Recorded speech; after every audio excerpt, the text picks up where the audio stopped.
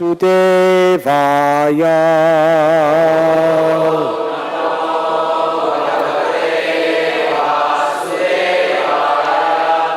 A reading from Srimad Bhagavatam,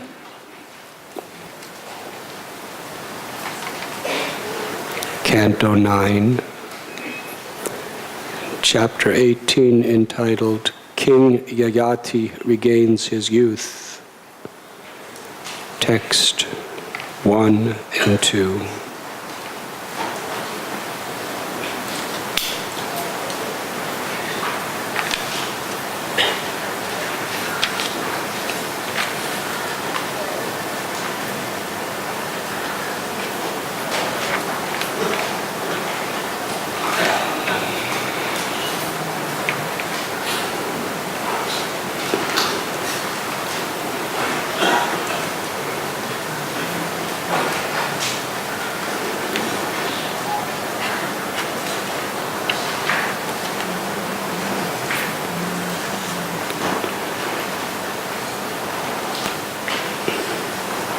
We're beginning an incredibly fascinating and instructive story on the life of King Yayati. In today's verses, we find King Nahusha. He had 6 sons. The eldest was Yati, and he was the natural person who was entitled to be the king of the world. The highest seat of wealth and power that any person could attain at that time, and far greater than anyone could ever attain at this time. And how people will do anything, moral or immoral, to achieve such influence, popularity, power, and wealth. We see in today's world, as well as throughout history, what people have done to achieve even a fraction of this position.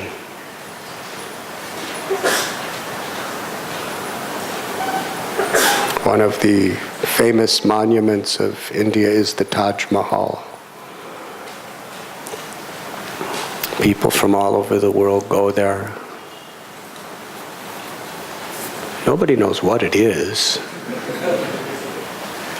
It's the tomb of a lady, which in itself is nice, but that's usually not what people go all around the world to see. But practically any Western person, except for some devotees, other devotees go there too, they have to go. I'm not going to mention names, but so many people, they come to India and we have to go to the Taj Mahal. No matter what else, we have to go there because that's what India is symbolized with. And almost every person I've talked to, these are Western people, afterward they say it was the lowest point of our whole visit. But we had to go there. We can't go home without a picture of ourselves standing in front of the Taj Mahal. It's almost sacrilegious.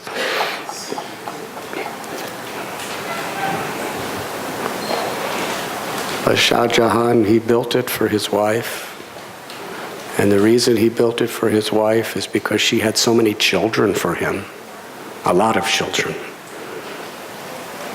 And he was so grateful to her because she gave him so many children. Well, it was a joint effort, obviously, but still, she went through the pregnancy, she raised them, so she was very happy.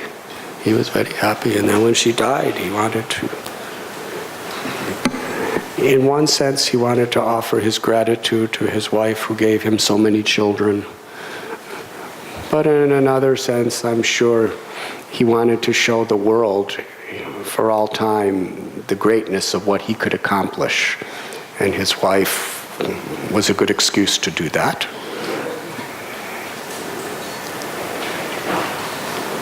Love that will never die, something like that. His dedication, his prowess to build something like that. But then what happened? One of his sons, Aurangzeb, became envious of his other sons. He wanted to have all the power himself. So Aurangzeb killed one of his brothers, imprisoned other ones, and put his father in jail, just so that he could usurp the power. What kind of example? And yet some of the main roads in Delhi are named after him to this day. So we see some power, some prestige, some wealth. People kill their brothers, imprison their fathers, will do anything to achieve it. How many lawsuits are there between brothers in India, all over the world, over, the estate of what the father left behind, or the money that is there in their businesses? It's a very common thing. In fact, it's more common that brothers, sometimes sisters, they're fighting in courts, or they become bitter enemies over, who gets control of power, money. It's more common than brothers working together to utilize it, as their, parents worked so hard to arrange for them.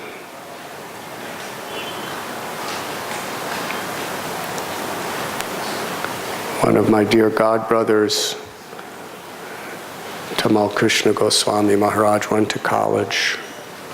He was working on his PhD at Cambridge University. And he told me, if you think there's politics in ISKCON, you should see the politics in the academic world, in the hierarchy of the academic world. There is so much cutthroat for people to get recognition, prestige, positions. Unbelievable what people do to each other. In practically any field, whether it's academic, whether it's industry, business, politics, sports. I was with one mother, and she's daughter of one of our devotees. And she was telling me that her son was in a particular type of sport. He's just 8 years old. And the other children in the league of his is about 8 years old, and they travel around America playing. She said she has never in her life seen such cutthroat, cruel, harsh politics as the parents of these children trying to get their son on the team. Right? And it's not that they make a lot of money out of it,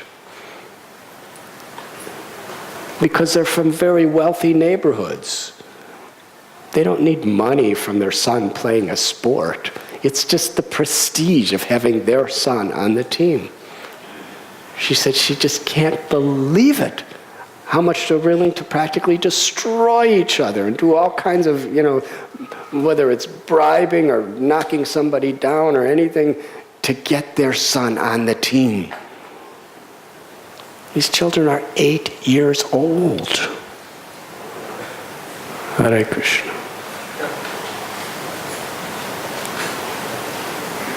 So wherever there's position, wherever there's prestige, wherever there's wealth, wherever there's power,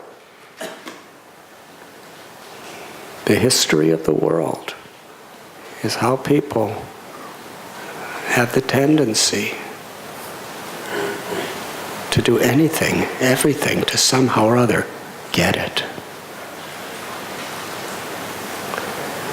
And here we find Yati. It's all being given to him. He doesn't have to do anything for it. To be the king of the world, not India, the world. Now, what kind of palaces they had at that time. And Maharaj Yati, although it was so much,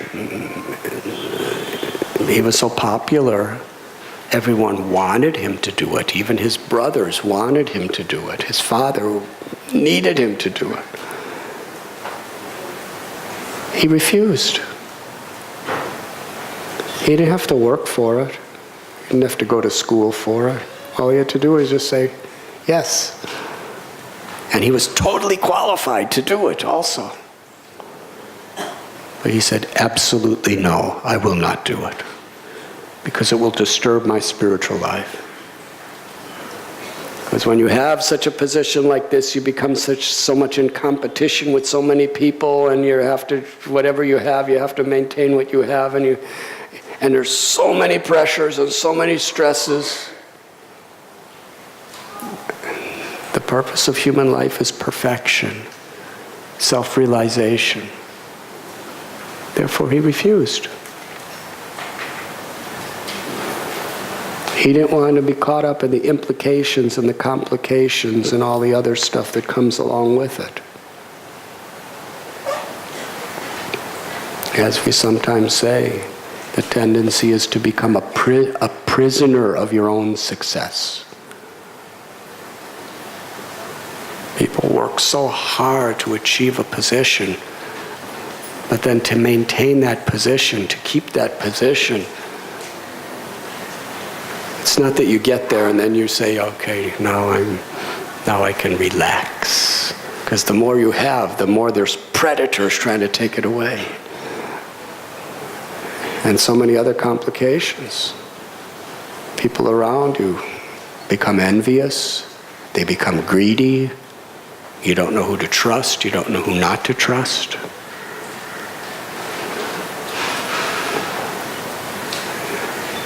It's like taking a noose or taking a rope and spending a tremendous amount of your time and energy to make it into a noose and then to put it around your neck.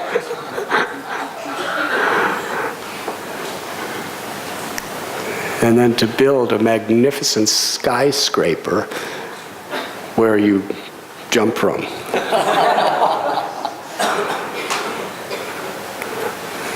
Because sometimes what we work so hard for, with the promise of happiness, becomes the cause of such suffering and misery. And yet, because of this Rajaguna mixed with Tamaguna, the mode of passion mixed with ignorance, we become so entangled in the consciousness of having it and getting it and maintaining it, that even though we see it's making us miserable, we don't see it. Somehow or other, we're just so caught up. We have to keep going. It's turning myself into a monster. It's turning other people around me into a monster. It's breaking my relationships. It's so much struggle, so much tension. It's affecting my health, but I can't do without it. That's the way the mode of passion is. It gets us so caught up in the name of happiness. And sometimes Maya makes us think that we are happy, even though we know for sure that we're not. The mind is such a thing that Maya can play with. We see so much suffering and so many miseries, but with the little happiness we are getting from it, which is buried by this other stuff, we think we need it. This is my happiness.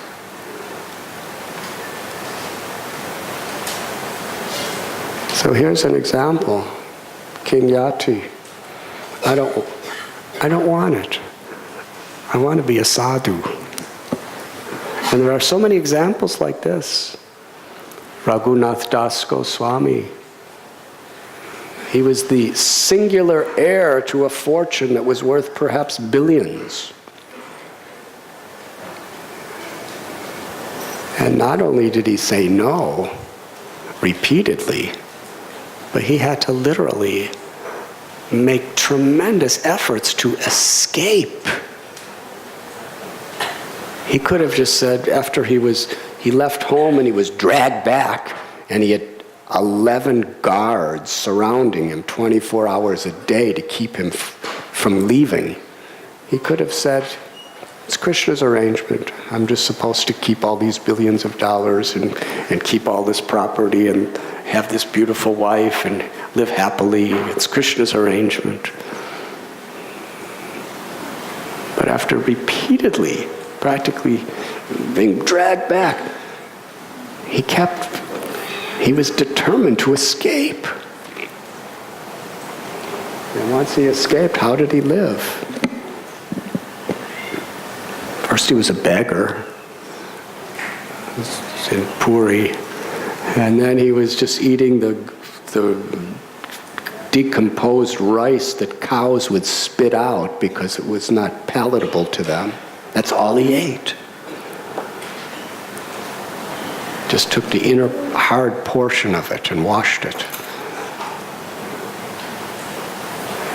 Just wore a kopin, a torn kopin. Slept under trees. He was seeking a higher wealth than anything this world could conceive of. Everything is so much perception. No two people could see the same thing the same way.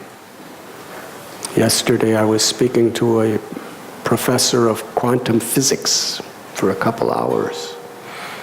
We had a beautiful conversation.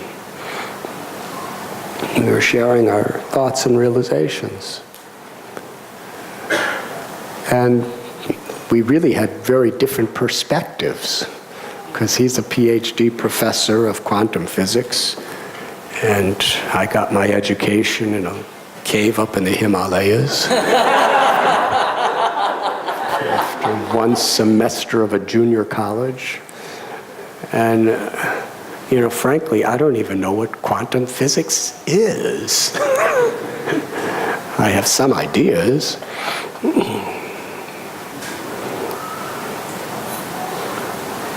But obviously we see the world through different paradigm of vision. And he was explaining, because everything is so subjective, no matter how objective we try to be, still, whatever we see, whatever we hear, whatever we think is being filtered through our consciousness and our conditioning and our egos.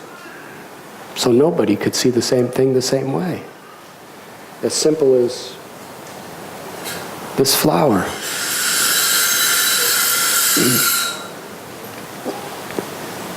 Although we're seeing the same thing, there is no two living entities in Brahma's creation that actually see the same thing. We may see the same, molecular formations that create this lotus flower that I happen to be holding now. And for those who may be listening to the tape, it's actually a real lotus flower. Sometimes devotees talk about lotuses in any topic that they're talking, but this is actually a lotus flower.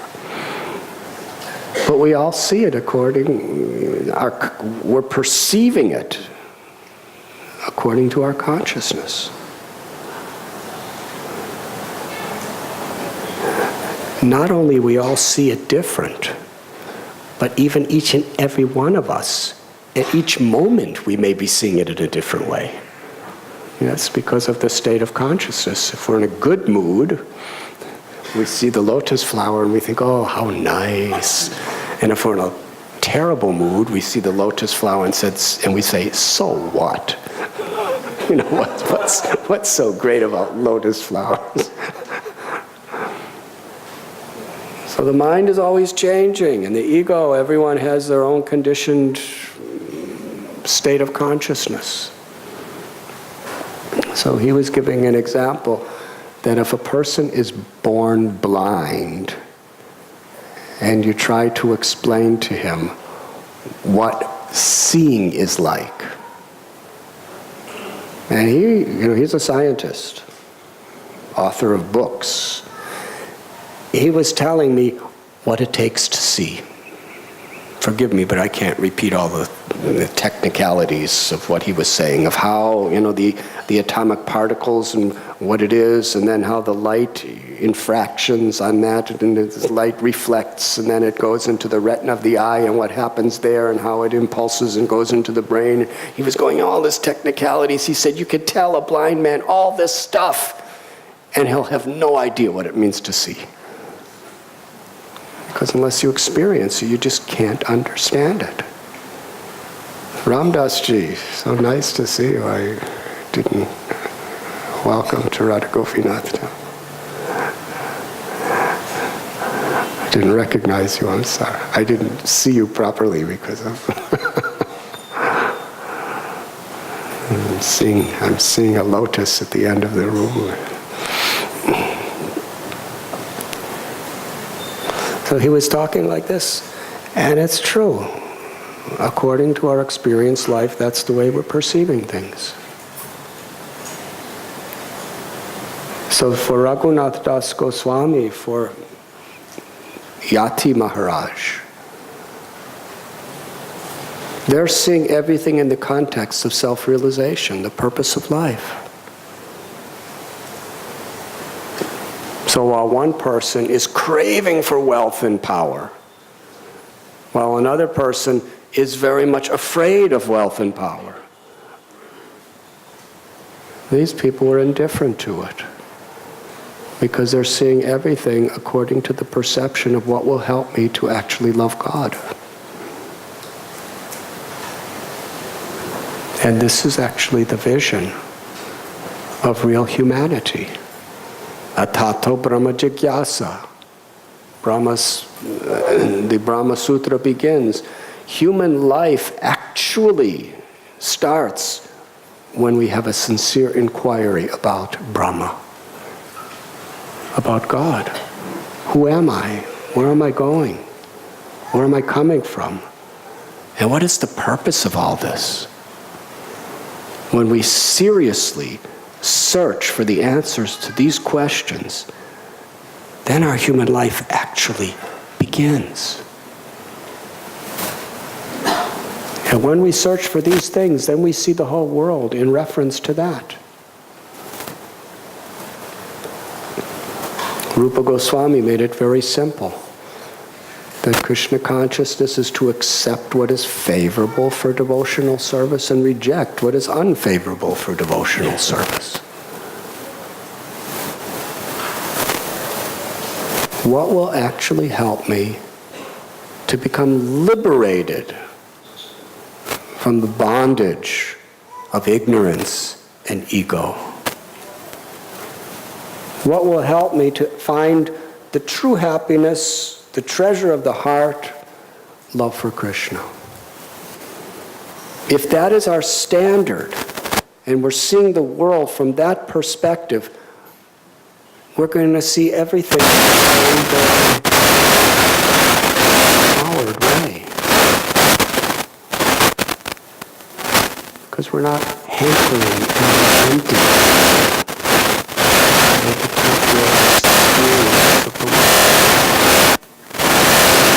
real. Nashato vidyate bhavo na bhavo vidyate shata. The Bhagavad Gita explains that those who are seers of the truth, they have come to teach us that what is temporary is not real. And what is real is not temporary. We should be seeking for that which is eternal, that which is everlasting, that which has a relationship with our Atma, or the soul. And the eternal relationship with the soul is Krishna. To see everything in relationship to how it can be used for Krishna. This is the special feature of bhakti. Rupa Goswami gave us the understanding of yukta vairagya. For those who have a materialistic frame of mind, we see the world from the perspective of how it will either give me happiness or distress. We want the things that give happiness, and we don't want the things that will give us distress.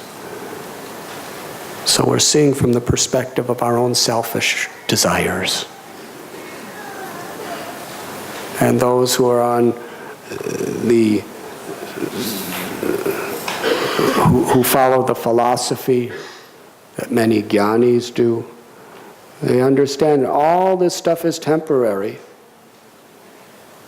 It's all going to bring misery in due course of time. So it's all illusion.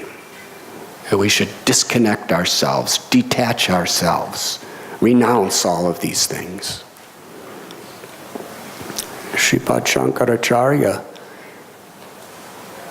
essentially, if we want to be his follower, he said, first thing you have to do is take sannyas. Because trying to follow his teachings without being a true sannyasi, it's contradictory. Everything in the world is an illusion. You're supposed to be totally detached from everything and all desires, and yet you're working in the world. Take sannyas.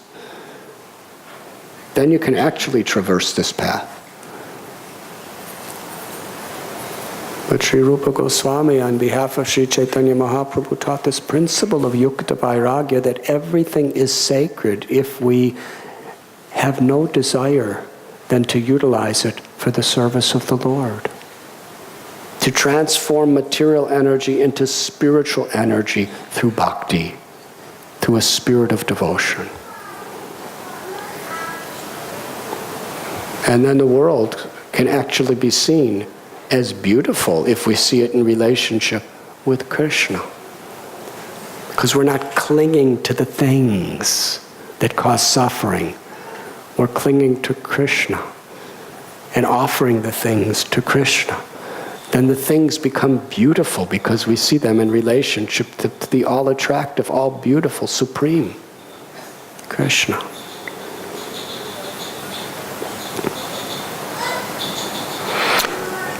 And when we read the coming pages of Srimad Bhagavatam, we find very graphically illustrated the wisdom of Yati Maharaj. Because his father, Nahusha, who wanted to give him the kingdom that he worked so hard to maintain, after Yati refused, I don't want it. It's too entangling. It's too incriminating for me. Too many opportunities to be deviated from pure bhakti. His father ended up, because of his ego of having so much power and so much this and so much everything else, he got implicated in a very, very serious Maya thing, competing with Indra over Indra's wife. And ultimately, the sages, Agastya and others, became so disgusted with him that he got cursed to become a python. That's a big snake. So from living in his royal palace, he's a snake, living in a forest. Nobody cares about snakes. And if they do, it's not very favorable, except maybe another python. But as far as my psychological analysis, even other species of snakes don't like pythons. This is very...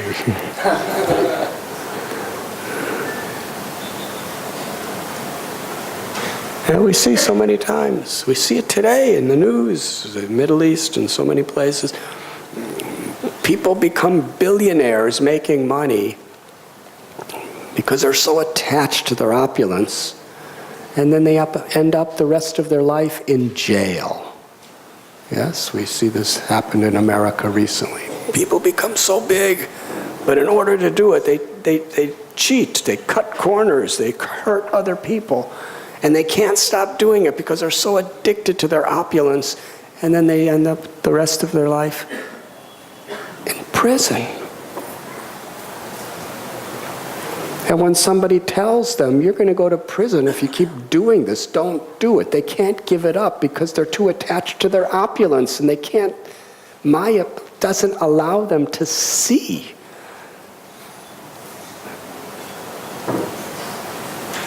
The simple field worker has more opulence than a prisoner. Yes. It's just intoxication. The mode of passion intoxicates one. The mode of ignorance especially intoxicates a person. To just not see things clearly. The opposite of what you want is coming, but you won't move aside because you're so attached to what you think you're going to get.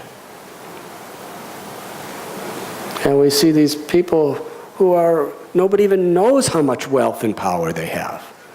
Some of these heads of states, these dictators, they have so much power and so much wealth. And yet, their own citizens tear them down and put them to prison. They have to run away in exile. It's kind of like becoming a python.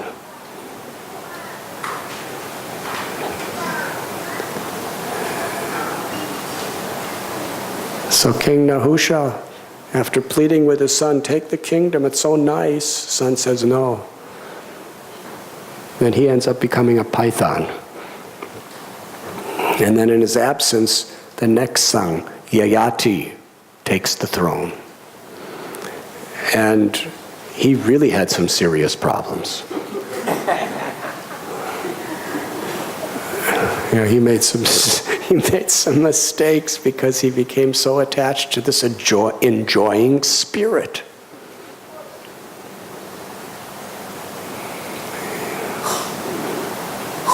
And he ended up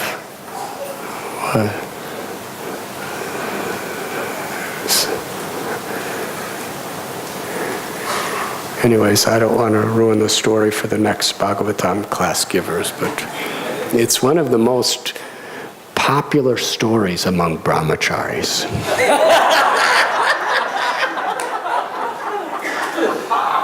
King Yayati. If you really want to see through, what the future of romance could be, it's a good story. He went from being a king to, he was so beaten down from the reactions to his materialistic activities that he compared himself to a goat.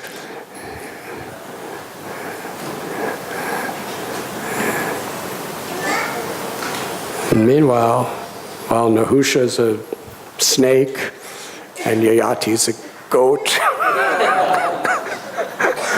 King Yati is a self-realized person, doing his sadhana, doing his bhajan, and pursuing the goal of life. But here, the conclusion of this incredible story, Srila Prabhupada's purport, is that entering into politics, entering into big business, entering into any of these things where there's so much envy and there's so much greed and there's so much ego and prestige going on, and it's so difficult to tolerate without getting affected by these things.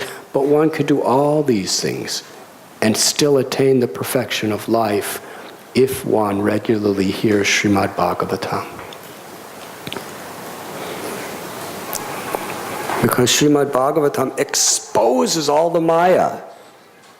Nasta prayesya bhadresya nityam bhagavati sevaya bhagavati uttama sloke bhakti bhavati naishtaki.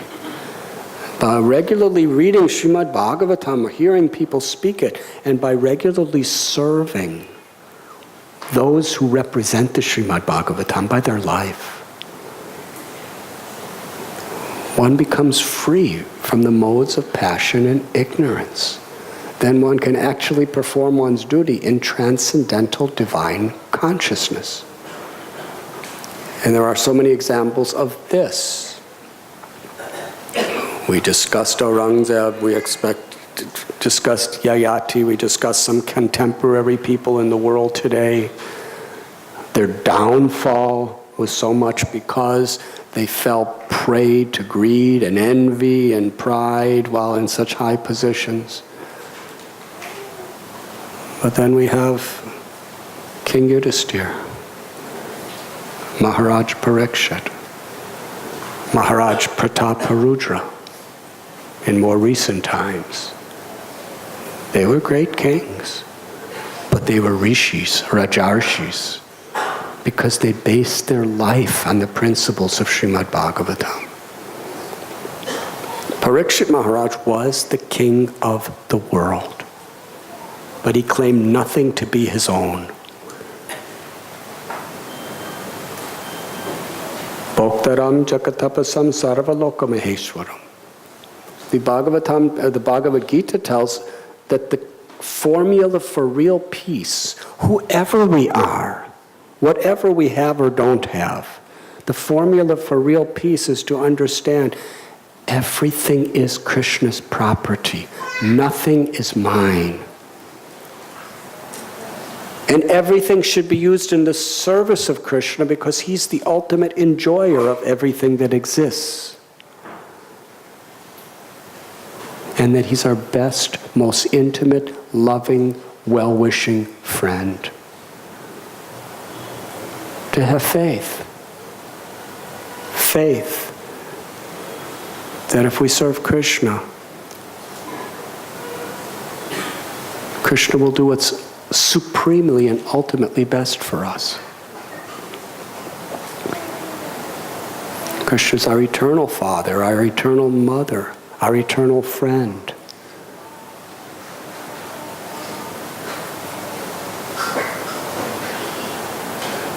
That is the principle of true peace. So Parikshit Maharaj ruled the kingdom as an instrument of God's grace. He understood whatever power he had was given by Krishna. Whatever intelligence he had, he was given by Krishna. Gopi Bharatur Padakamalayораdas Sadas Anudas. He was the servant of every living being. And in the Srimad Bhagavatam, there are so many examples of this. Maharaj Shibi was the king of the world. And he was willing to die for the sake of protecting a single pigeon. We all know the story. The pigeon came into his palace and said, "King, save me. A hawk wants to kill me and eat me." Maharaj Shibi said, "I will protect you. Hawk, you cannot touch him. He's under my protection." The hawk said, "Well, I'm also under your protection, and my food is pigeons. So what am I going to eat? I'm not a vegetarian." And hawks don't become vegetarians. Humans can, but hawks can't. So that's my food, and you're depriving me. You have to protect me too. I need flesh. So Maharaj Shibi said, "Whatever weight of flesh is on this little tiny pigeon, I will cut it off my own body and give you." King of the world, he's not attached to his position. He's not out campaigning for votes. He's not extinguishing the life of any of his competitors or ruining their reputation forever or creating scandals. He's willing to be eaten alive by a hawk to protect a pigeon. Because integrity is more important than life for a great soul. And then the pigeon became a deva, and the hawk became a deva, and they said, we just wanted to show the world how great you are. Thank you. And then they gave him benedictions. And then there's Ranti Dev. Ranti Dev with his whole family fasted for so many days. They were on the verge of death. And somebody came with they were in a secluded place. Somebody came with a big, nice plate of prasad. So many preparations. And his whole family was trembling, and he was about to eat. A Brahmin came, said, I'm hungry. So King Ranti Dev fed him. Then he was about to eat with his family. And more people started coming. A Shudra came. Shudra said, I'm hungry. So Ranti Dev fed his whole family. Then he fed the Shudra. Then whatever little was left, he was about to eat. And this man came with a pack of dogs. And he said, I'm hungry, and all my dogs are hungry. So he gave all the rest of the food to the dogs. And you know what dogs are like in India. They're not pedigrees. They're the kind of dogs people go, hut, hut. So he gave it to the dogs. Now there's no food left, and he's in a secluded place. There's no place for him to get food. He's going to die. The only thing that could keep him alive is there's one cup of water left, and he's about to drink it, and a Chandala comes and says, I'm thirsty, give me water. And King Ranti Dev, with tears of compassion in his eyes, he folded his palms, knowing if I give that water, I give my life.